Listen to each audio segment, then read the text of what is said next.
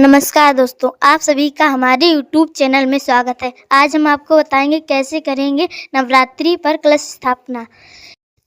यह है कलश स्थापना की सबसे सही, सरल और प्रामाणिक विधि। जरूरी सामग्री: कलश स्थापना, घट स्थापना नवरात्रि के पहले दिन शुभ मुहूर्त, सही समय और सही तरीके से करनी चाहिए।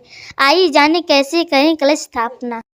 कलश स्थापना के लिए आवश्यक सामग्री: जौ बोने के लिए मिट्टी का पात्र, साफ मिट्टी का एक छोटा घड़ा, कलश को ढकने के लिए मिट्टी का एक ढक्कन, गंगा जल, सुपारी, 1 या 2 रुपए का सिक्का, आम की पत्तियां, अक्षत, कच्चे चावल, मोली, कलावा, रक्षा सूत्र।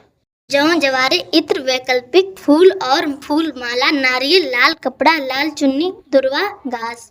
कलश स्थापना विधि: नवरात्रि में कलश स्थापना देव देवताओं के आह्वान से पूर्व की जाती है। कलश स्थापना करने से पूर्व आपको कलश को तैयार करना होगा, जिसकी संपूर्ण विधि इस प्रकार है। सबसे पहले मिट्टी के बड़े पात्र में थोड़ी सी मिट्टी डालें और उससे जवारे के बीज डाल दें। अब इस पात्र में दोबारा थोड़ी मिट्टी और डालें और फिर बीज डालें। उसके बाद सारी मिट्टी पात्र में डाल दें और फिर बीज डालकर थोड़ा सा जल डालें। ध्यान रहे इन बीजों को पात्र में इस तरह से लगाएं कि उगने पर यह ऊपर की तरफ उगे, यानी बीजों को खड़ी अवस्था में लगाएं और ऊपर वाली लेयर में बीज अवश्य डालें। अब कलश और इस पात्र की गर्दन पर मौली बांध दें, साथ ही तिलक भी लगाएं। इसके बाद कलश में गंगा जल भर दें। इस जल में सुपारी, इत्र, दुर्वा घास, अक्षत और सिक्का भी डाल दें। अब इस कलश के किनारों पर अशोक के पत्ते रखें और कला को ढक्कन से ढक दें। अब एक नारियल लें और उसे लाल कपड़ा या लाल चुन्नी में लपेटें।